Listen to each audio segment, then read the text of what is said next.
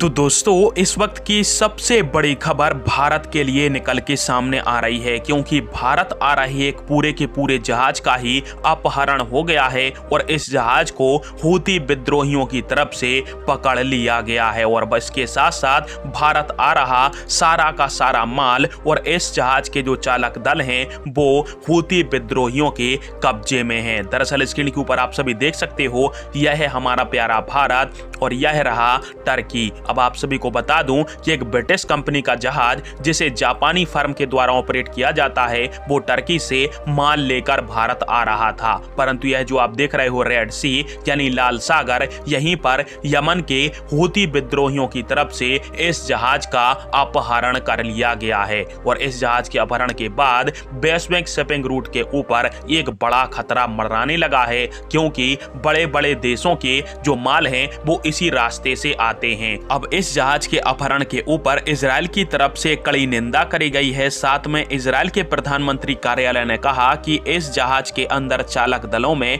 25 लोग शामिल थे, जिसमें कोई इजरायली नागरिक नहीं था। इसमें यूक्रेन, फिलीपींस, इसके अलावा बुल्गारिया और मैक्सिको के नागरिक शामिल थे। परंतु यह जहाज जब कैप्चर हुआ है तो इससे वैश्विक शिपिंग रूट पर एक बड़ा खतरा मंडराने लगा है और इजराइल के हिसाब से इसको तेहरान यानी ईरान के इशारे पर हूती विद्रोहियों ने किया है, क्योंकि पहले हूती विद्रोहियों की तरफ से ऐसी चेतावनी दी गई थी कि जो भी जहाज इजराइल से माल लेकर कहीं भी जा रहा होगा दुनिया में, वो हमसे बच नहीं पाएगा। पर फिलहाल में ईरान की तरफ से इस पूरे मामले पर कोई जवाब नहीं आया है, पर भारत को इस पूरे मामले पर सख्त एक्शन लेने की जरूरत है, क्योंकि यह जहाज भारत आ रहा था। और यदि इस प्रकार से हूती विद्रोहियों का आतंक बढ़ता रहा तो फिर दूसरे देशों तक माल पहुंचने में काफी दिक्कत होगी और ऐसे समय में भारतीय नौसेना समेत दुनिया भर की नौसेनाओं को अब रेड सी के अंदर मोर्चा संभालना होगा। नमस्कार, धन्यवाद, जय हिंद, वंदे मातरम।